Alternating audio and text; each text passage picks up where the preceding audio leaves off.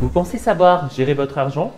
Détrompez-vous. Aujourd'hui, nous plongeons dans un monde où les décisions anodines pourraient ruiner vos finances pour toujours et empêcher votre abondance et votre sécurité financière. Imaginez un monde où chaque choix peut faire la différence entre la prospérité et la ruine. Où pensez-vous vous situer? Aujourd'hui, rencontrez Pierre dont les erreurs pourraient bien être les vôtres. Ce que vous apprendrez pourrait bien vous sauver de décisions que vous risquez de regretter amèrement. Êtes-vous prêt à changer votre futur financier? Observez ce que Pierre a mal fait pour ne pas suivre le même chemin.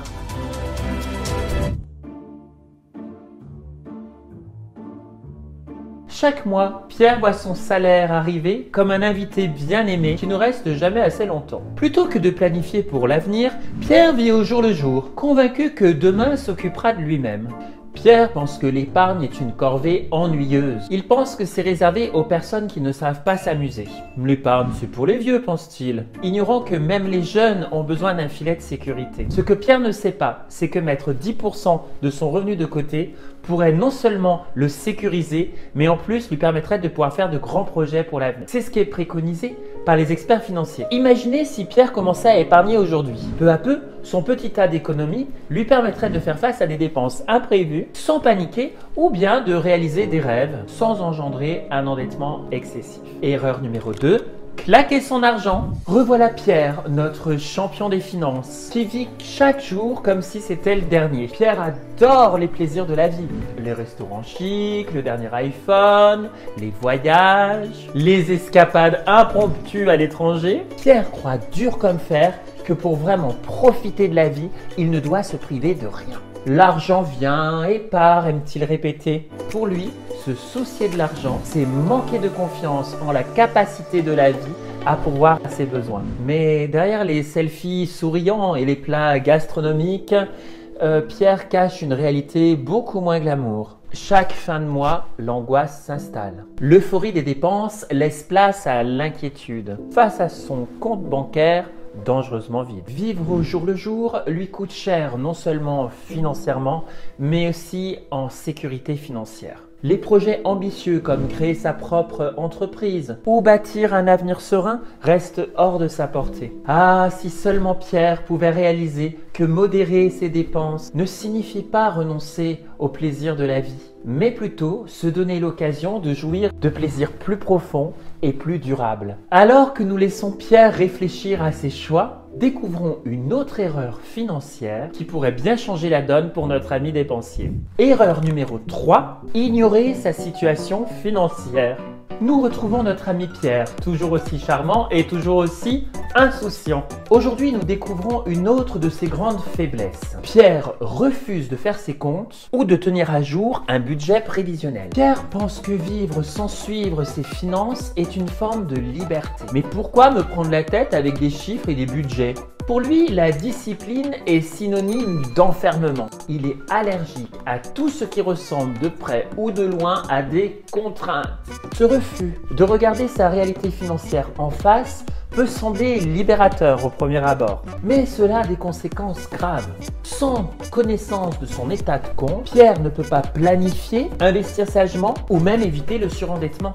Des études montrent que ceux qui regardent régulièrement leurs finances et qui les suivent et établissent un budget sont moins susceptibles de vivre des problèmes financiers et ils sont plus aptes à atteindre leurs objectifs à plus long terme. Un budget bien géré est un outil puissant pour construire un avenir financier sécurisé. Pierre arrivait à voir la gestion de ses finances non pas comme une corvée, mais comme une stratégie pour renforcer sa liberté. Il pourrait transformer ses craintes en confiance et ses dettes en investissement.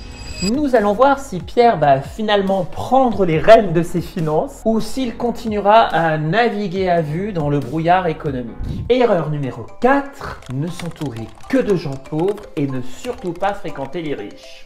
Replongeons dans l'univers de notre ami Pierre, toujours prêt à faire des choix discutables. Aujourd'hui, découvrons comment l'entourage influence profondément nos habitudes, y compris nos habitudes financières.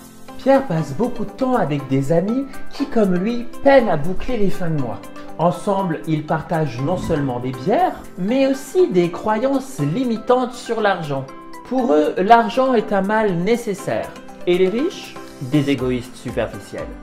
C'est un peu comme s'entourer de personnes qui mangent de la malbouffe tous les jours.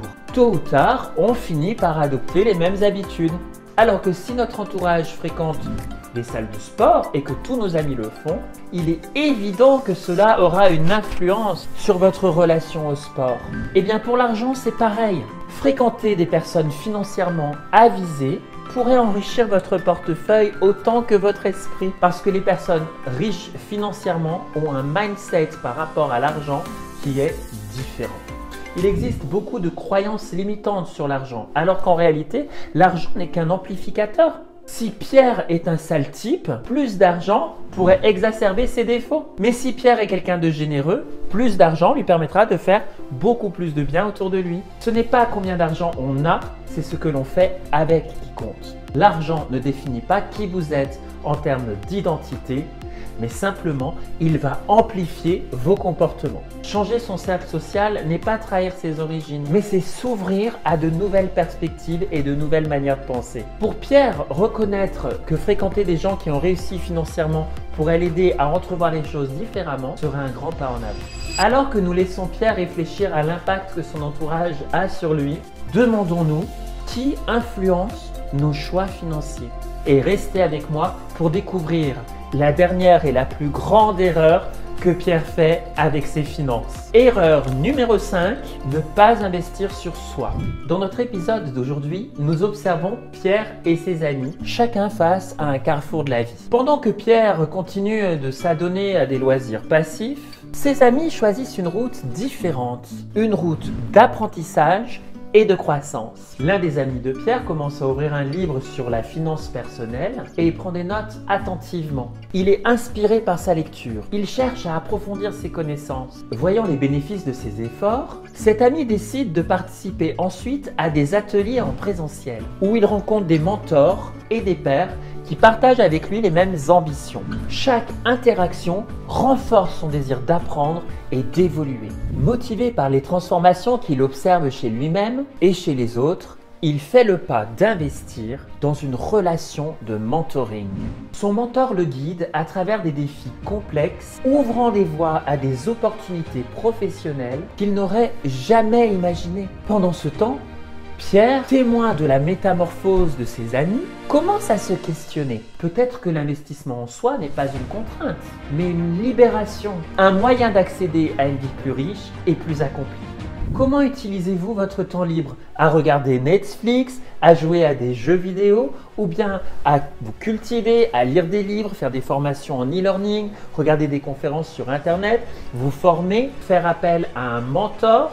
Effectivement, la manière dont vous allez gérer votre temps va du coup complètement changer votre mindset. Ce n'est pas juste une histoire de finances, c'est une histoire de pouvoir regarder sa vie et se dire, lorsque l'on regardera en arrière, waouh, je suis fier de tout ce que j'ai accompli et de tout ce que j'ai appris dans ma vie. Alors, à quel team faites-vous partie? C'était la vidéo de la semaine. À bientôt les amis.